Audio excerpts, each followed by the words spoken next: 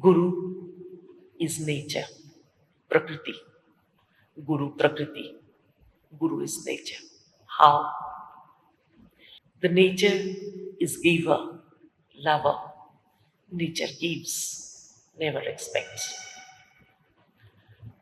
From Gomukh to the till the ocean, Ganga is flowing a long distance, a big landscape in India.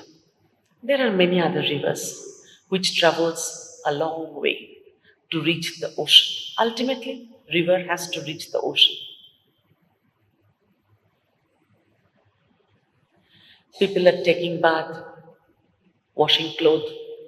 Some thinking Ganges, the serenity of Ganges and sacredness of Ganges, do worship even. So whether you worship Ganges, whether you take bath in Ganges, whether you like her or dislike her, Ganges flow with its own sacredness. This is nature. This is Guru. Guru flows.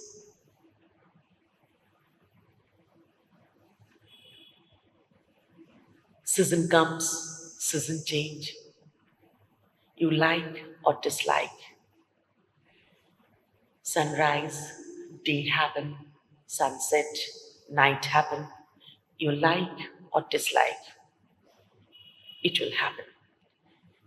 Now, your liking and your disliking is totally your egoism. Doesn't matter what you like.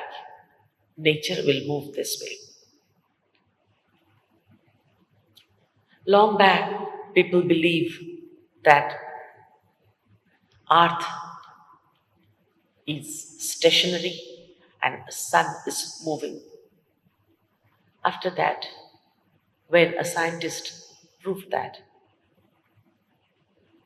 sun is stationary and earth is moving, the Pope of the churches asked him to remove this comment from his experience or from wherever he has written.